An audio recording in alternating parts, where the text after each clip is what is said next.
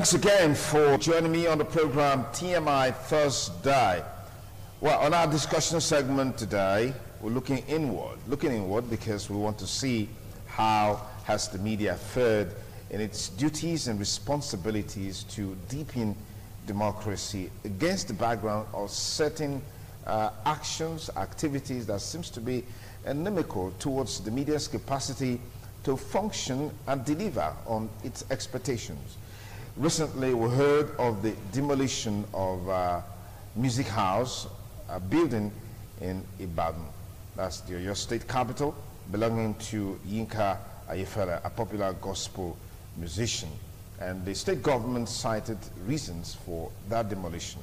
But we can also forget in a hurry in Nasarawa State, where a similar incident happened, where the government in charge of that state demolished the building housing Breeze FM. And the reasons usually given is that such buildings didn't meet the standard or the specification or building plans, as it were. We'll get to that point, but let's set the foundation for the conversation today on the show.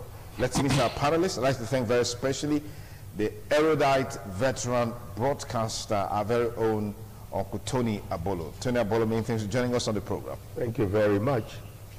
I also have with us in the studio an ADP chieftain, politician, public affairs commentator, Pius Salile. Pius Salile, many thanks for joining us. Thank you very much, Mr. Kosu. It's nice to see you again. Well, my good friend, I haven't seen him for a while. Interesting thing about life is that it has a way of bringing people together. We met yesterday in a very, not really a pleasant circumstance, so to speak. We were both at the house of Barrister Gentleman Amego, APC chieftain in Ego, who lost his son, the vice chairman of Ego local government. Again, our hearts goes out to all the family members of that great family. At this moment of grief, we pray that God will strengthen them and grant them the grace and the fortitude to bear the irreplaceable loss, because indeed it was an irreplaceable loss. Well, Daniel Ihile, many thanks for joining us today on the program TMI. Thank you very much. Thank you, viewers at home. Uncle Tony Abolo, let me start with you. I'm starting with you because of your background with media. Let's look at what constitutes the media space, as it were, and how is it functioning within the context of Nigeria, its role in deepening democracy. Let's start from there. Well, quite a loaded question. Well, I don't know whether the space of the media is not the same space that our social lives also encompasses, and also our political space. They're also coterminous. And if you dislocate any one of them, you dislocate everything else. And that's why, in terms of primacy, the media has been given some specific constitutional role to play, which is to uphold the directive of Chapter 2, and also to look after what you call accountability and responsibility of the government to the people. And when we do that, we're doing it in the context of democracy. And the democracy is based on 4 pillars. 1, it requires a political system where there is a free and fair elections. Secondly, it involves active participation of the people themselves in their civic and political life. And thirdly, it requires the protection of the rights of citizens. And fourthly, it's about the rule of law. And when you're talking about rule of law, sometimes we keep emphasizing it till I think it will sink in. It's beyond even where the lawyers understand it. We as ordinary people ought to keep understanding that rule of law means whether you are Buhari, you are under the rule of law. As long as there is a constitution, you are under the rule of law. And you are a poor person somewhere at Buyoko, you are under the rule of law. You are a king, you are under the rule of law. That is what creates order and stability in a society. And the media is supposed to supervise all of these relationships. All of these relationships. And when you don't allow the media to function in its optimal way, you are equally disrupting that same society. All right, Pastor Lila, give us your insight into the media and how it helps to shaping democracy. I want to try and be a little bit practical in terms of the role of media. During the military, our media was very, very vibrant in terms of calling them to account, in terms of ensuring that they adhere to the rule of law, despite the fact that it was a military regime. Both the print and the electronic media, they were very, very vibrant. And when we eventually went into the civilian era, the media, especially the electronic media, tend to take it easy. They have been very fair to this present government, especially the Buhari government, in terms of trying to call the government to account. What they have done is to basically inform the people about the activities of government. They have shied away from taking a definite position. The print media have done that in terms of the editorial, looking at situation and balancing them with evidence and taking a position. If you look at what the print media have been doing, they've been very, very focused on that. But when it comes to electronic media, you see them trying to leave the judgment for the people to take. What they do is they try as much as possible to bring the evidence here, bring the evidence there, and just leave it there. No, the media is supposed to educate. And by way of educating, you take a position. You have a stake when it comes to the activities of government, and when it comes to the people, and when it comes to entrenching the rule of law. The media must take a position. If the media fail, the people fail. Because the media is the mouthpiece of the people. I am aware, I understand the political side of the media as well. But if you take the political side too far, it encroaches on your ability to function as a vanguard of the society. The media is for the poor, it's for everybody, and they are the mouthpiece of the people. And that is why when things are going wrong and the media is not speaking, especially the electronics media, if they are not speaking and they are not taking position. I will give you an example of what happened recently when a young man lost his daughter at Uselu. I watch your own program here, how you cover the event, and the Commissioner for Environment said, oh, they have dispatched some people to Ipoba Riverside to see if they will be able to see the corpse or this person that is missing. And your reporter went to that site after interviewing the said commissioner, went there and interviewed the people there. And the people said nothing like that. I expect the reporter to say, yes, based on the evidence, the commissioner was not telling the truth. That is, you take position based on the evidence that you have gathered. But what your reporter did was to just leave the judgment for the people. Yeah. That is my position. The media should shy away from the political side. Take position because you are part and parcel of the society. All right, I'll come back to you on that point, and I also like to.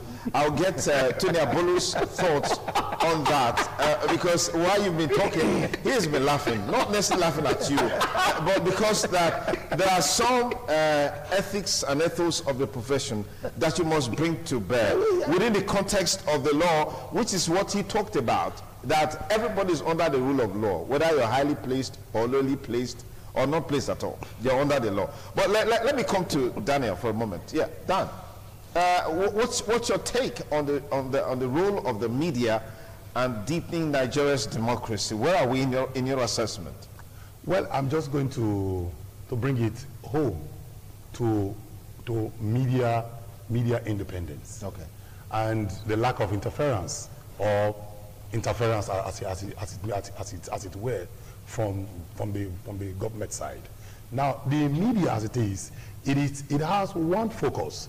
It is the fourth estate of the realm, and the principles of the fourth estate of the realm is what the media observes, and the media is supposed to act as a check on all the arms of government. Act as a check on the executive, on the judiciary, and on the legislatures.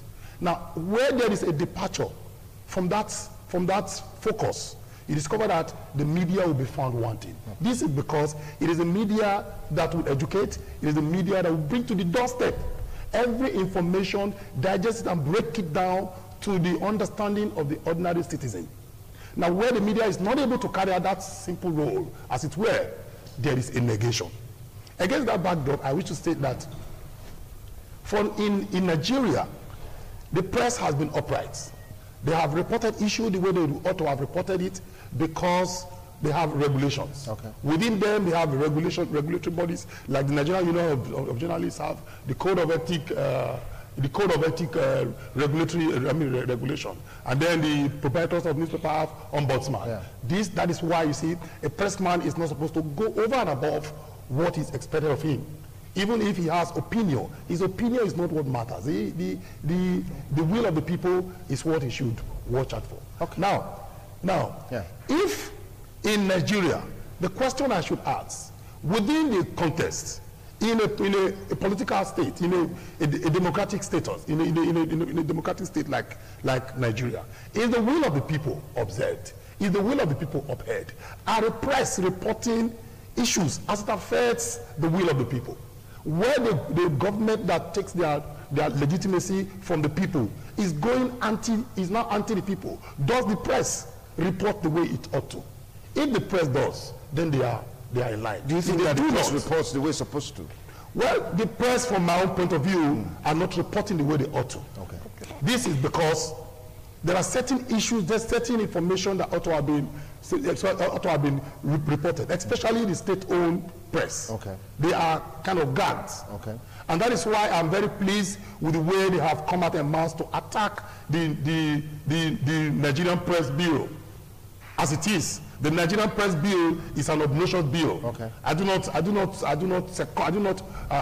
support the bill at all, because the bill sought to criminalize journalists. The bill sought to take journalists to jail. Okay. Against that backdrop, I feel the journalists should have a free hand to be able to play out their role as the further state of the realm. Okay. Let me pause to you because I started with Tony Aboy. I'll come back to you because he raised a very fundamental issue, which is that, take for example the cases cited. The reporter brought the story forth, went to the commissioner. The commissioner said something, and then he went to the community to find out if such a thing was going on.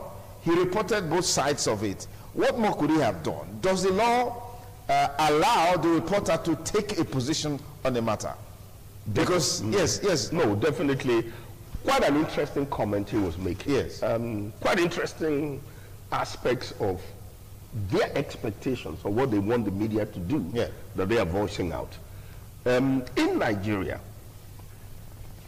there is the emasculation of the people, and I will soon link it with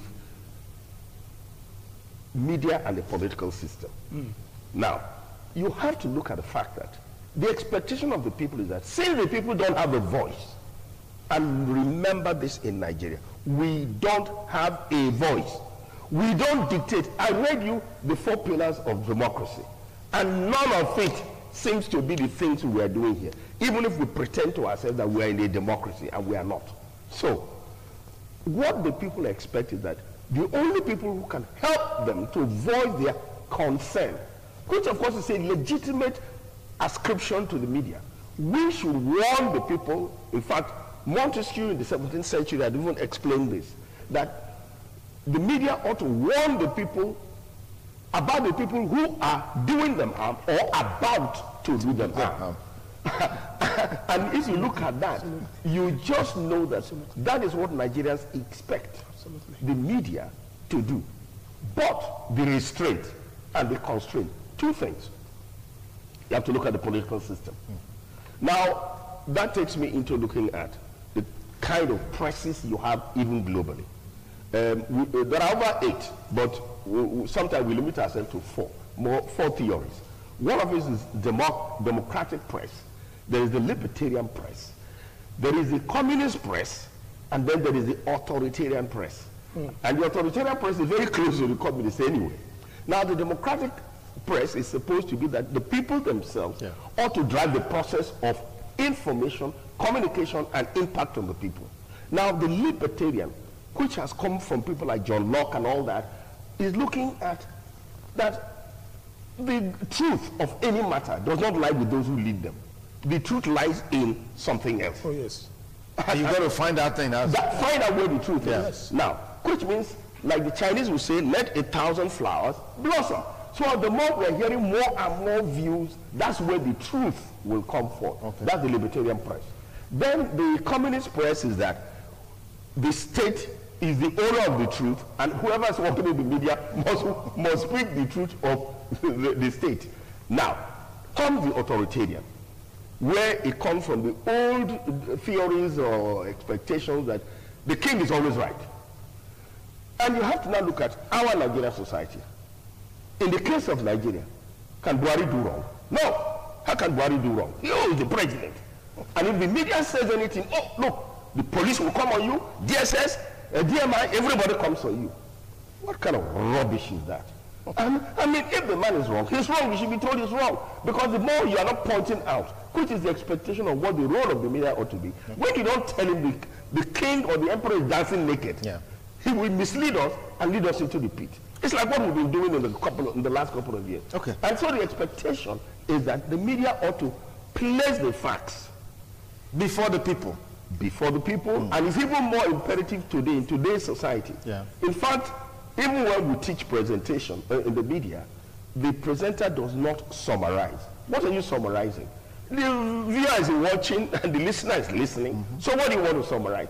He or she has listened. So let the further make up his or her mind. If you're not educated, too bad. But I just even at that, there's also a remedy to that, because you also have programs that have been designed to meet the yearnings and aspirations of people at that level, even if you're not so educated. Of course. No, that will be the educational role of the media, to express and say certain things for public enlightenment. All right, Pius has been licking his mouth. I don't know what that is about, but I'm sure that... let me tell you. Yes. Your role goes beyond investigative journalism. It goes beyond that. You have a responsibility to the society. Absolutely. You see? And when you are not taking position, then it means you are taking sides. No, just a moment. Now, hold on. Just a moment. Hold on, Mr. Kuso. Hold on, Mr. Kuso.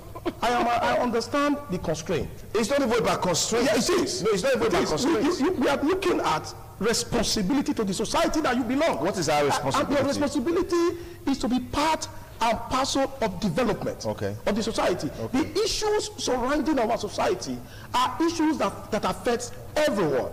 And you are part of this, you are a stakeholder in the process of governance. In fact, you are part of the government as well, because you are the fourth estate of the realm. And investigating journalism, because what journalists do, what they do these days is to investigate and get all the facts and present the facts. And that is not enough. That is the point I'm making, that your position goes beyond that. Your position is that you investigate, you enlighten us, and educate us. And not only that, you take a position based on available evidence that you have. I understand the legal constraint, I understand the political side, but your responsibility goes beyond that. And that is what you must take seriously. Because we are watching. The people are watching, the people are I just cited an example. I can cite so many because I don't joke with information. So when you are teaching us information to the people, and you know that this information is so vital, is so important, people expect you not only to enlighten them, but to educate them with all the evidence that you have and take a position, because you are part and parcel of the society, and that is part of your responsibility. Okay, that I don't really want to, because I have a responsibility here. So let me try and get my acts together so I don't get drawn into that. Find the solid. The point to be made is he's so insisting on taking a position. Let me tell you the danger in it. Just listen. The danger is that if, for example, ITV goes ahead and investigates, talks on all the sides, and then takes a position. Now, just wait a minute. The next thing is, that's ITV. If it was EBS, that's EBS. Or if it was AIT, that's AIT. No, we are not to be known to take the sides. Let me come from this point. Let me come from this point. You see, every human being is a political animal. Yes, we do have some side that will be teaching to us. Even in the game of football, if your two children, your son and another son is playing football, you must teach to one side as a human being. And so if you investigate as an investigative journalist, and you have all the facts available before you, now you will still have some alter of your tilting to the side that you favor as a human being. And so it is expected that objectively you have brought out all the facts. Let the people be the judge of it. Because you discover that even when a judge in a court of law has all the facts before him, he has, the both sides have presented their case, and he went ahead and delivered a judgment. A party will still appeal to a higher court, and in most cases get judgments against that judgment that was given by the lower court. It simply states that human beings are opinionated, and their opinion could be in tandem with what they believe in. The point here is this. Let me tell you, just a moment, Pastor Lilem, just a moment. The point is this. Our duties, our roles as the media, within the context, because he said something just now that we must operate within the ambit of the law. The rule of law. Yes. What are the rules and regulations guiding media practice in Nigeria? Just hold on, Pastor Lilem. I'll come back to you. The reason I said this, let me give you a typical example. I'm a sports presenter. Maybe I'm a Chelsea fan as a sports presenter. Maybe he's Manchester United fan. You are Benin Insurance fan, and you are Arsenal fan. Now I'm the presenter. I come on, then I come on air. I'm trying to do an analysis of what transpired during the weekend. I say, well, my team, Chelsea, they were the top notch over the weekend because I have the facts. Chelsea won. Yes. The other teams, they lost. And I come and say, Arsenal, that's a dead team. On air. Because I have the facts. Arsenal lost. What it means is that the man watching me feels disgusted. Yes. He sees me taking sides, even though I have the facts. Even though you have the facts. That Arsenal lost, Chelsea won. Yes. That's why the law does not permit you to take the side. Your discussion will be lopsided. Yes, what the guy did by covering the child that got missing with the flood, went to the commissioner to get the commissioner's opinion. Was apt. Commissioner said, look, we have dispatched people to search for the corpse of this child that is missing. The guy said, okay, thank you, Mrs. Commissioner or Mr. Commissioner. Then he went to the place in question. And the people said, well, nobody like that here. It's already enough for the people to form their opinion. Yes. Because when you take sides to say, look, by virtue of that, the commissioner has lied, that's against the law. And when you can be taken to court on that, you will not survive it. Yes. So, Mr. Alila, even in the Western media that you are talking about, let me correct you. They have their rules and regulations. So we must establish that. Listen, we must establish that. You're supposed to listen to me. Yes. Listen to me. Yes. You are going out of the way completely. Let me tell you this. What I am saying here is already happening. Yes. It's not in the print media. Yes. I distinguish between the print media and the electronic media. Yes. The electronic media are not living to their responsibility, yes, as far as I'm concerned. Yes. The print media are already doing what I've just said. Let me give you an example. A particular senator recently, I don't want to mention his name, a print media investigated the certificate. They had all the evidence. Yes. And they came out in the editorial to say that this particular senator, who is currently vying for the position of a governor, has forged his certificate because this certificate is questionable. They came up with evidence and they took a position. To say the certificate is questionable? To say that the certificates are forged. Okay. I read it online. Yeah. I read it on. No, but can I make a comment? Let me finish. Let me finish. They made it very clear that it's forged. I expected the said senator, whoever, to take them to court. Yeah. And to say, look, my certificates are not forged. These are my certificates. Yes. You know, it's as simple as that. Yes. People have been saying that the present Minister for Finance did not have a valid NYSC exemption certificate. They came up with evidence to say that the NYSC certificate that she's presenting or that she presented is forged. I expected Isn't that already the domain of the public? It's already there. Hold on. So you now want some people to come and say, the Minister of Finance should force the certificate. Listen, the print media took a position. I buy newspapers every day. They didn't take a position. They didn't take a position. What they did, we don't do respect, sir. We don't do respect. What they did, when you were talking, I kept quiet. Okay. So let me finish. They took a position based on the evidence, and they said that the certificate or the NYSC certificate that is presented was not a valid NYSC certificate. Yeah. And that is a position. Based on the evidence available, that is a position. What I am saying is that the print media are already doing what I am saying. It is not strange. It is not from a Senate line. We are already doing it. But the electronic media are more political than the print media. Okay, let me say this. I'll come to you. Let me pause you here.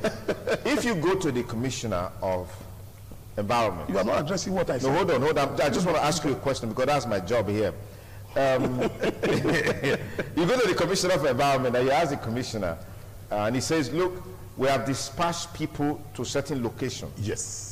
To search for the dead bodies. Yes. In fact, right now, the people, they are there searching for this. Supposedly. Yes, supposedly they are there now. And then it's okay, thank you, man. And then you go there to this particular spot. You search around, you don't see nobody. You go to the extent of even interviewing the people. Yes. The commissioner said people were sent here to search for this. I said, no, there's nothing like that going on here. Okay. Do you need anybody to tell you that somebody has lied? Sir, let me come out there and say, I'll fulfill my responsibility. Let me continue. Now, if the commissioner, if the commissioner of environment said that certain persons have been dispatched to the river to ensure that the corpse is recovered. Yes. And then the press went there and discovered that nobody even interviewed the people. Yes. That nobody. Now, there are certain facts of life. There are probability in place. It is possible that the commissioner was actually saying the truth, was also telling you the truth. That persons were actually dispatched. But in the course of their travel movement from the office of the commissioner to the river, certain things could have happened. Their car could have broken down. Something could have happened to them on the way. There are indices that could have taken place that you cannot be holistic. You cannot be too sure. Yeah. And so if you come to the commissioner to say you have taken a position on the press and you say the commissioner lied, and the commissioner is able to prove beyond a reasonable doubt that he did not lie, you have gone against the libel act. The commissioner could take you on libel. Okay. You would have made a statement. The journalist was smart. Okay. Was smart, he left it to the will, he left it to the people. So the place on the information. Hold on. Let's not stress this so that we don't go off track and then lose focus on some issues that we need to talk about. All right? No, but I'm sure you wanted to add a point. Yes, the point I want to make is this. You, Aline, you're a consumer of media products. Yes. So sometimes you cannot even distinguish. So sometimes enable us to make a distinguishing remarks. Yes.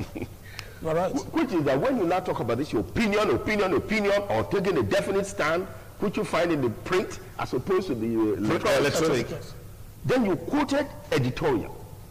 That is the reason why you have an editorial. Okay. It is regarded in the practice of journalism that the editorial is the opinion of the paper. Yes. That you can even hold the paper, even if there is anybody to sue, you take the entire paper to organization and sue because it is. Then on the other side, and we'll talk about it as end up, the end up page. Yes. Editorial is on the left hand side. On the right hand side, you have opinions. Yes. So at the opinion side, people express whatever they think. So wait a minute, if you think that because they make an editorial and therefore that is taking a stand, but whether it is electronic or print, we have what we call the fairness doctrine, which is the same as in law, which is the order altering pattern. You must listen to all the sides. And when you listen to all the sides, you report all the sides, you must be fair to everybody. Yes. So the rule is fair and balanced. Absolutely. And having gone to all the sides, you present the facts to the people. And when you present them, It is different from when you're doing investigative reporting. When you're doing investigative reporting, you will go and dig the facts. And even when you dig the facts, even to the end, take like when CNN came to do human trafficking in Benin. Yeah. Or they mentioned somebody's name. Did they? Okay. That's the CNN. Did they? They did. All they did is they showed you the track, they showed you some houses, they showed you practices, and that is it. If CNN didn't point to anybody, so whom are you talking about as electronic that is not taking side? Then comes the other side that my friend was talking about. You know, you may be opinionated, yes, as an individual. Yes. That's allowed. Yes. But in the media, you cannot have, because that's what you cannot opinionate. We call it mass communication. Yes. Mass. Yes. You are talking to everybody. So what opinion do you want? It's like we are four here, and everybody's talking. It's different for opinions. So, whom are you going to pin down? All right, Tony Apollo, thank you very much. Pastor Lila, let's not go this further, because this is an issue. Hold on. Just hold on. We'll talk about this. We'll talk about this another day. Yes. I just want us to take it to the next level on the conversation today, which is that from the records available, several actions, sanctions taken against media organizations for certain indiscretions as far as the practice of media is concerned. I mean, the list is endless. But let's begin with the demolition of the house belonging to Music House, so to speak, one of the FM stations in Ibadan. Because it brought out a lot of issues. Some of them Tony Apollo raised a while ago. The building, from available record, has been in existence for about 10 years. So how come the government just realized that there are issues with the location, with the building plans and stuff like that? If I go on this plank, I will be opinionating. But what the commissioner and the government of Oyo said was that they made several correspondence to the owner of the building and the house to comfort and validate the documents for that building. And the guy didn't turn up. And then they had no choice to go there and see things for themselves. And then they discovered that, number one, the building was supposed to be on a particular space, all right? When they checked the documents available, the building that was eventually erected was far bigger than what was proposed. And it was supposed to be an office complex. Later on, it now had a radio complex or a radio facility or a radio station as part of the building. And then many of the other facilities were attached to the wall, the generator to the wall, the toilet to the wall, the store to the wall, and all of. So in their analysis, all of this ran foul of the BD plan law in Oyo State, and so they had to bring the building down. Yeah, Tony, because pass because you're so no. Yes. No, you will recall that a few years ago, the governor of that state came out on air to say that he was under pressure to destroy that particular property. Okay. He said it very clear, and that he resisted. That, as a matter of fact, he's been under pressure. So it was not strange to me to see that it was eventually destroyed. And as a matter of fact, that is what is happening these days. Politicians destroy people's personal property without recourse to law. You will also remember that there was a court order restraining the said authority from destroying that property. The government that we are having now are so lawless to the extent that they don't obey court orders. So even at that, there was a subsisting order that property, there should be a restraining order. Who is more lawless? The man who constructed without following laid down rules, or the one who demolished? You don't correct errors. You don't correct mistakes. You don't correct lawlessness with another lawlessness. For God's sake, we have laws in this land. Why are we not adhering to the rule of law? You understand? And when they are determined to destroy your property, they come up with all manner of excuses. Now, there was a court order that property should not be destroyed. Why did they not go to the court and make their case and say, look, this man has violated all building regulations. concerning this property. And as a matter of fact, we have a right to destroy the property. You understand? There was a subsisting order on that. Okay. So why did they not do that? Why are they afraid of the law in the first place? Why are they afraid of the law? Okay. Because they already have a predetermined decision. They already have a predetermined mindset on what to do. And that is why when you bring a court order, they tend to throw it away because there is already a decision on what to do, and they go ahead to do it. Okay, let me so I think it is wrong. I don't care whether it was there was an issue around the building regulations and all the excuses that they gave. Yeah. But the fact that there was a court order, they didn't obey that court order. That's what you're holding against. Absolutely. All right, Tony Apollo. There's a feeling that this action is politically motivated. You want to subscribe to that? Well, there's been some statement to the fact that an opposition political party person was interviewed in the station, and because of the things he said that annoyed Ajimobi, therefore the only way to do it is, we have an issue already outstanding, therefore let me go for the jugular, let me bring the building down. And now that comes to the character of the Nigerian politician. Terrible. They are absolutely a lawless bunch. Wicked. And of course, but that will sound too generalistic. Let's say some of them, Tony Apollo. Let's say some of them. Yeah, no, you see, it's very generalistic. Yes. You see, you can see how the country is moving. Oh, yes. What law governs us? We're in a jungle. So why don't we say it as it is? Because you see, there is also the character of the Nigerian politician. They are narcissistic, about self. And it drives them to do anything they want to do. And as far as they're concerned, I mean, there has been a joke. I'm not going to mention the governor. A governor who said that after God is government.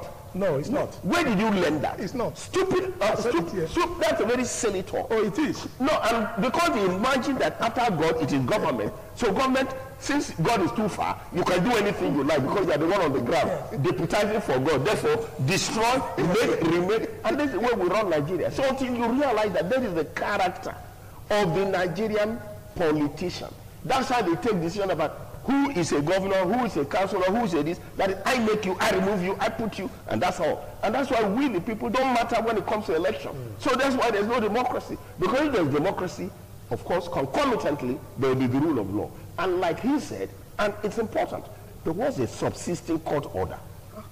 Why don't you go and vacate it if you need to, and let the court pass a judgment and an order that says this building must be removed?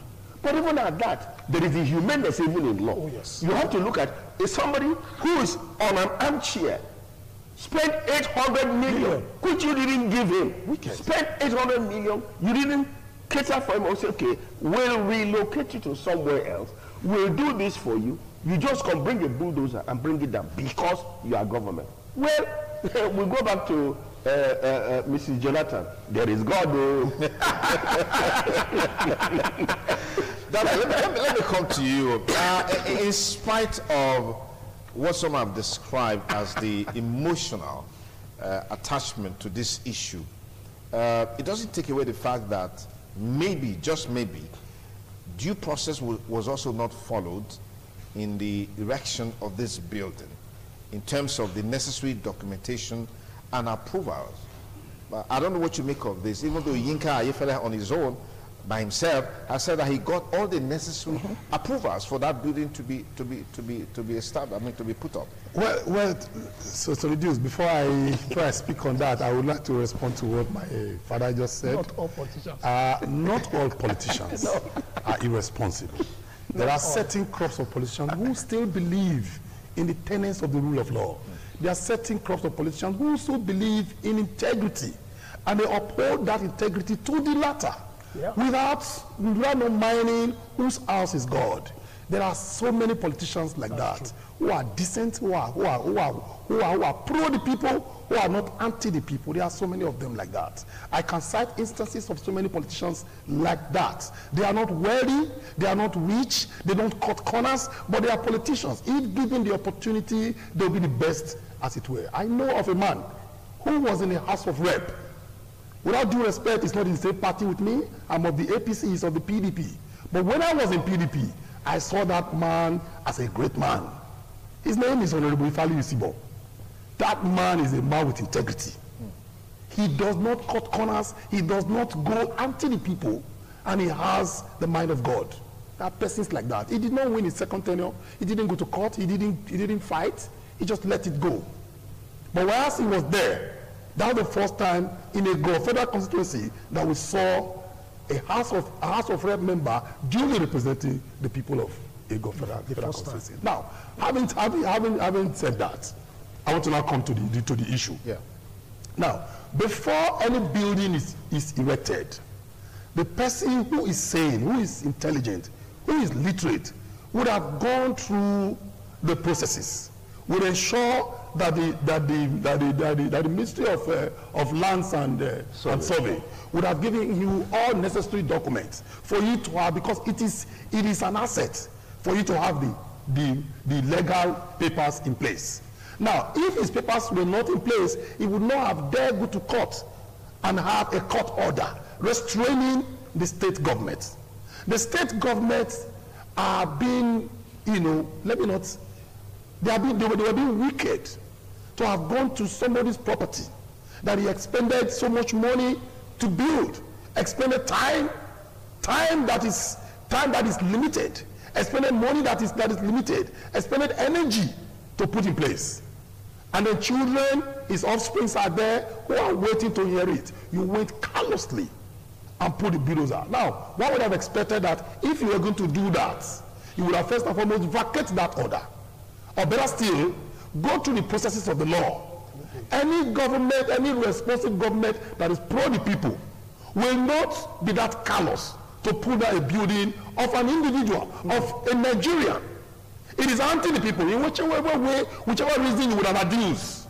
It doesn't matter how you adduce it, because even the devil can adduce reasons. Oh, yes. If the devil is going to witch hunt you, if you adduce reasons of why he's going to witch hunt you, even the coven they are going to witch hunt you, they will adduce reasons. So against this backdrop, the government of that place is an irresponsible government. Without my saying words, it's an irresponsible government to have done that against an individual. Money privately owned, money sourced after privately, so much millions put together, it is an irresponsible act. Well, the government has also said that due process was not followed in acquiring documentation to back up all that was done. In fact, you have a situation wherein even though the building was supposed to be for an office, was meant for an office complex, it turned out to house a radio station, which was never there. Nobody seems to be talking about that. All that seems to be happening is that people are trying to whip up emotional sentiments and all of those sentiments. Does sentiment apply to the law? Does it apply to the law? Hold on, Mr. Kono. No, I'm not holding. I'm asking you a question. I'm going to ask a question. No, you are not asking. I'm asking a question. I'm not sure if this is a coincidence. Yes. Why is it that the destruction of people's property is coming from one political party? It's a question I'm asking. No. In Kaduna State. That's nothing to do with the In Kaduna State, it happened. In Edo State, it happened. In Ogun State, it happened. Why is it that one particular party is notorious in destroying people's property without recourse to law? Why do we have evil-minded and wicked people in one particular political party? That is the question I'm asking. Is it a coincidence, Mr. Kosu? I want you to tell me if it's a coincidence or you don't want to have opinion on that. Let me say, is it a coincidence that is happening? Now, on the issue of whether sentiment or no sentiment, the rule of law must be followed. The rule of law, when there is a subsisting order by a competent court of jurisdiction, then you have to go and vacate that order first. They didn't do that. That is why I'm saying now that they have a predetermined mindset. You understand what I mean? Okay. The same governor came out many years ago to say that he was under pressure to destroy that same property. So what has changed from that time to this time? So what are we saying? The issue is not about sentiment. The issue is not about emotions. We are saying that the laws of the land, the court order was flouted. It was it was not followed. That is what we are saying. Okay. So let's come to the issue of fairness. Yes. The issue of fairness in this matter is that if the government doesn't have any, as the lawyers would say, malafide, not in bad faith. Now, why is it a Yefele's property alone that was singled out? Maybe there are more coming. No, I don't know. For now, it's a there are more coming. No, according to the state government, they said the same documentation. That's what always. They say it's post-fact. That's a post-fact. Yes, and it's a post-fact comment.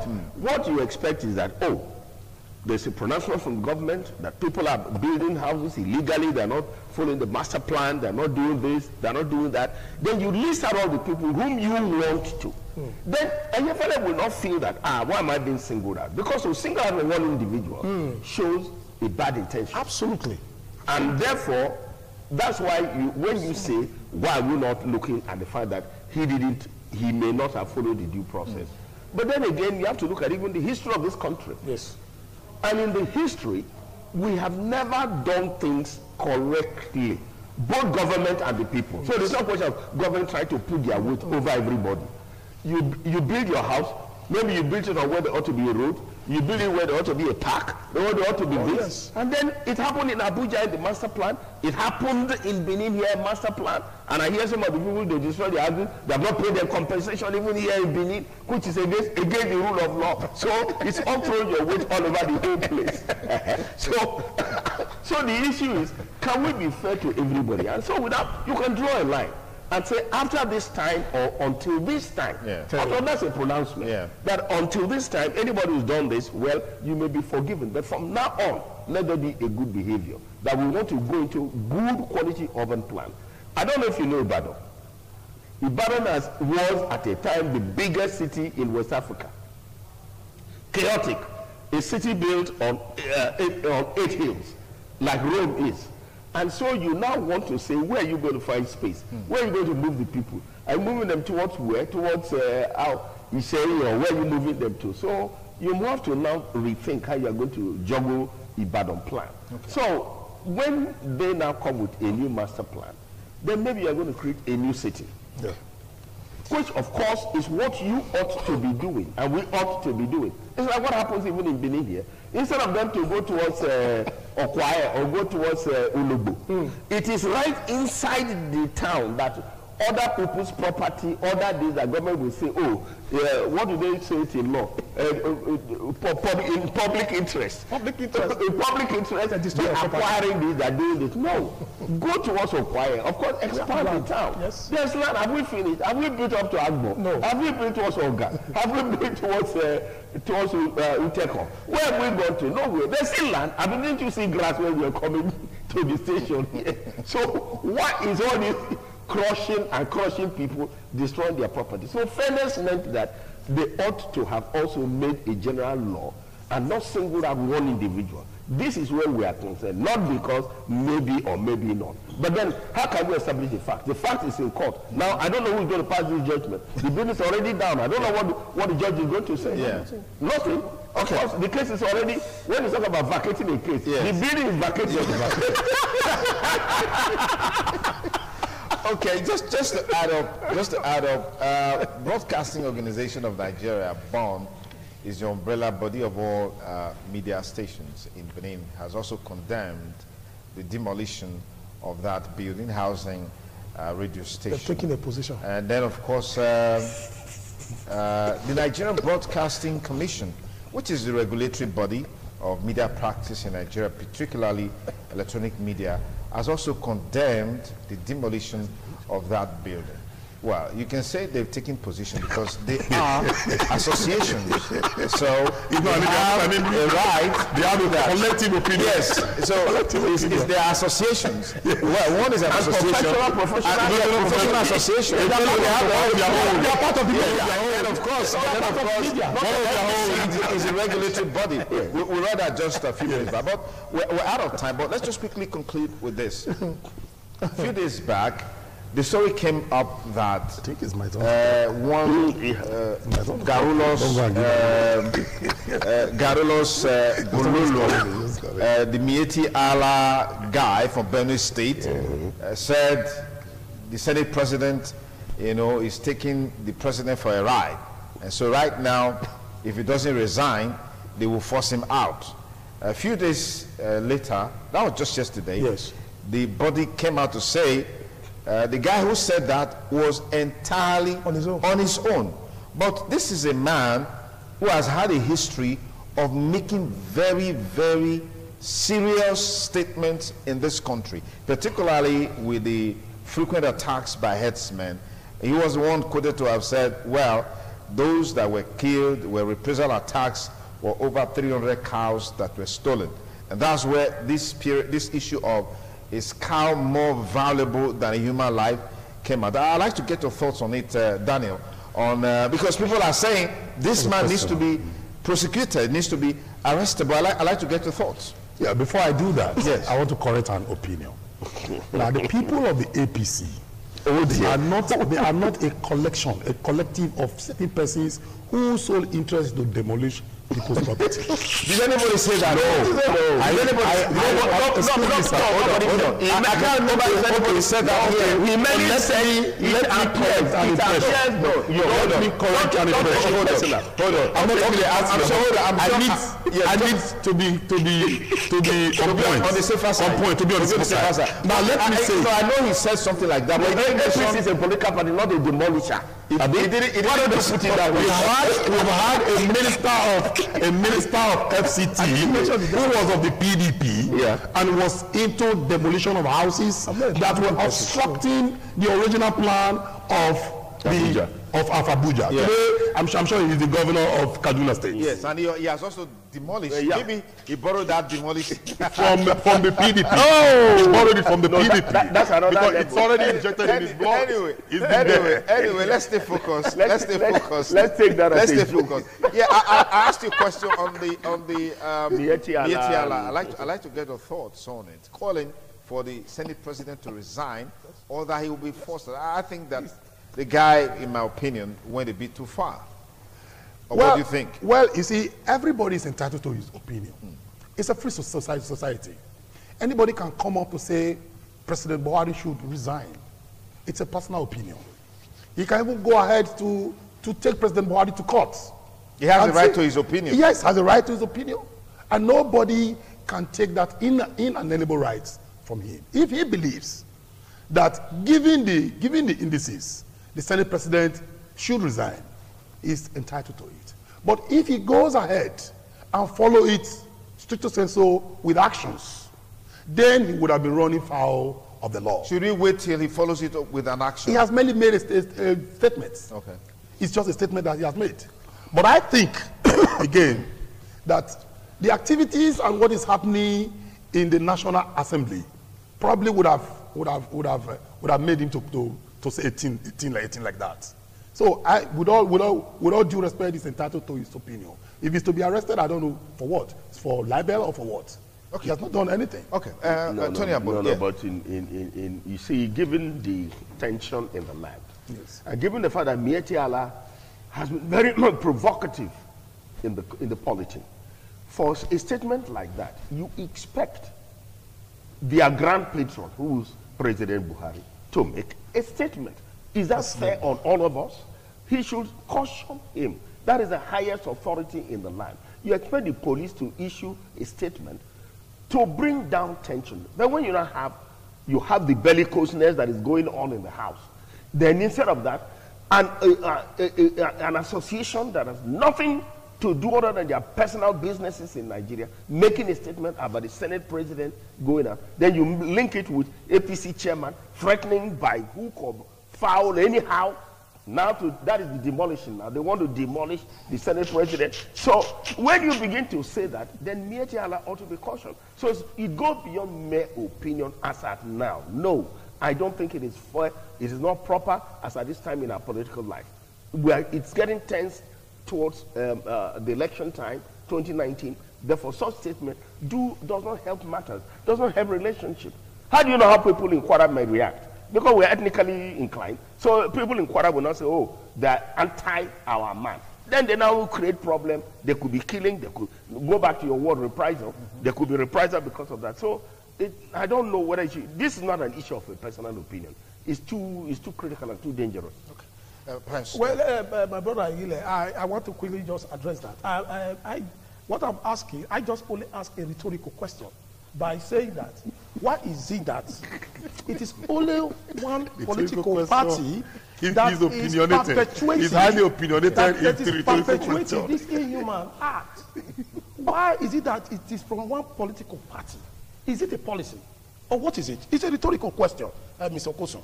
Let me come to the Mieti. It is not too far from what Adams Oshomole has been saying, that Mr. Saraki must resign, without recourse to the constitutional requirement. Adams Oshomole should know, who is the chairman of a national party, should know that we have laws in this land. And that law must be strictly adhered to when removing the Senate president. The Senate president is not the majority leader of APC in the House. Neither is he a minority leader. He's the Senate president. There is a provision in the Constitution, two-third majority, that stipulated that two-third majority must be followed. So why is Adam Oshomole going about everywhere saying that he either resign or he will be forced out? Why is he doing that? And so it's not too far from what this Mieti Allah is saying. You understand what I mean? So it is just part of it. They've been saying this all the party, APC as a party. They've been saying this, and I'm not sure the relationship between a political party and the position of a Senate president. I'm not really too sure. Okay. You understand why a chairman of a national party should be coming out every second, every minute, threatening the Senate president, intimidating the president. I think it is lawlessness on the part of the national chairman of APC, as well as this particular organization. You know that we know the relationship between this particular organization with our president, President Muhammadu Buhari. We know the relationship. So we shouldn't let us not overflow this. Let me proceed there. If we go too far now, we begin to bring in the issue of Fulani herdsmen. How they have been killing people. Let me proceed there, Pius. Thank you. Dan, I wanted to get your thoughts on it, because all of these seems to point to one direction, which is about the Senate president, Dr. Bukola Saraki, in view of the defections that have taken place, the cause for his resignation, and all of that. Yeah, I'd like to get your thoughts on that. Well, I will take you a little bit back, and I want to tell you without prejudice, without sentiment. I want to be very factual. I'm a politician, and I will tell you the way it is. Now, if you are elected on the platform of a political party, it is expected, Pius Alile is a politician, it is expected that you respect the leaders of that party. It is expected that even when you have moved a motion, if you are a legislator, even when you have moved a motion on the floor of the House, the leaders will get home and they will call you that your motion is anti your constituency. They will order you to go back. And if, because you are loyal, if that particular motion is anti your constituency, you will go and not support that motion again. That is loyalty. Now, I'll take it this way. Now, Dr. Bukola Saraki came on board. He came on board. He became the Senate president by not following what ordinary man know as loyalty to the party. He was elected on the platform of APC, and then he was going to contest, which he was qualified for, to contest for Senate president. Now, the APC, as the umbrella body that he contested under, told him that you are not to be the Senate president. They were in favor of somebody else. Now, what he did was not to have flaunted his loyalty to the party. He threw it overboard and took 16 persons that were loyal to him and went to PDP and bargained with PDP. Now, having that bargain with PDP, PDP saw it as a chance to be able to launch themselves back on board in the National Assembly. What they did, they took a holistic member. They took the block number that they have and took it to the National Assembly and asked Bukola Saraki to come with his 16. Bukola Saraki came with 16, whereas the APC persons, honorable members, were somewhere discussing on how they were going to perfect the person that the party had decided that would be the party. When they were supposed to be in the National yes, Assembly. Okay. Yes. Okay. Now, whilst they were there, they went, did the proclamation, and then held a meeting. And then the PDP were able to use the block vote that they have to support Bukola Saraki, and Bukola became the Senate president. Now, he became the Senate president against the wish of the party. Is that the genesis? That is the genesis, the origin of his problem with the party. Okay, let me wait, sir. Yeah, let me and then the leaders of the party. I'm going for a break now for the leaders of the party felt this boy, as it were, has gone against the decision of the leaders of the party. He must be brought down. No, not brought down. He must not brought down. Demolished. They called him, not demolished.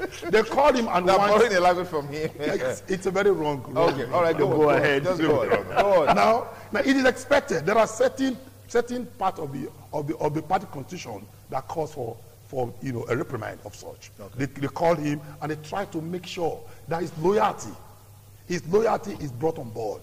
That even that you have become the Senate president, please try and be loyal. Now, because he has the backing of the PDP were being fair to him at that point. He had just 16. If they wanted Ekwekweli Madu to become the Senate president, he would have become. The PDP were he was at the mercy of the PDP. Dan, just quickly anchor the point in 1 minute. You said the Senate president was never liked by the party. But don't you think, in a sense, it was a self-inflicted situation by the party by virtue of how he emerged at the Senate, as it were? Yes, I wouldn't say it was self-inflicted by the party, because the party never actually made him. He made himself by his own political gimmicks. I want to give it all to him. He was very smart to have made himself the Senate president. Okay. But as it were, he went against what the party wanted. He was not loyal, as it were. So for that reason, should he resign or should he be removed? No, that's not. I'm heading somewhere. Why don't you just listen? Now, I do not want to say that all that he has done, he does not have the right to do. He has the right to move from APC to the PDP. Okay. He has the right to do lots of things to protect himself. The first point in heaven is the law of self-preservation. But he was not loyal to the party. And he's not being loyal to the party robbed the APC of lots of virtues. Lots of virtues, the energy that would have been used, Channel 2 were doing a lot of things, where Channel 2 was trying to whip him online, trying to make him to be disciplined. And because he was not disciplined, the party started losing the points. And that's why you see, if the party chairman came on board and tried to make a lot, I'm not trying to hold brief for anybody, but I'm trying to explain what I know about party loyalty. The Senate president was not loyal to the party. And that was one thing that I will not give. Okay. All right, Tony Abolo, yeah, what are your thoughts on the Senate leadership issue? It's merely an unfortunate tussle, because from all my readings of what they're trying to do, I'm not a card-carrying member of any party, but my point of view is that much more than anybody else, Saraki did try to establish the dimension of separation of powers in a democracy. And he didn't like the dictatorial tendency either of the president or maybe the Senate or the party chairman or the outside. He preferred negotiation, which I think is a better way to approach politics. He may have ascended the position by default, but even at that, you must accommodate him and then pamper him and let it work. That's politics. So why create more exacerbated situation in the political thing? So if he has decided now to leave the party, now against the rule of law, people want him to resign, and they went bungling the place by bringing DSS to want to close the place. So you see, they've already started with the wrong action, and which means the house has to be protected, because that is the only symbol of democracy we have. If you demolish the House of National House of Assembly. What else is left? All we have is we're back to dictatorship. And so if we want to save ourselves, you might as well save Saraki. Okay. Why throw away the baby with the bathwater? Okay, Pastor Lile, quickly, last one from you as a quality grab now. Well, I want to say that we must ensure that we abide by the rule of law. Okay. That is the starting point. The Senate President did not break any law when he emerged as the Senate President. Yes, at that level, the party opinion or whatever is advisory. You are not supposed to, as a party, to enforce the Senate President or the National Assembly. It's advisory. Okay, so you didn't break any law? No, you didn't. Okay. No. All right, thank you. Thank you, gentlemen. I think thank you. We must follow the law. Thank you, gentlemen, for your time on the program this morning on ITV Thursday. Daniel Egileme, thanks for coming. Tony Abolo, always a delight to have you here. Thank you very much. Pastor Lile, thank you very much. The one on the media, that's a matter for another day. Next time. Anyway, that's our show today. We thank you for staying with us and do have a great week ahead.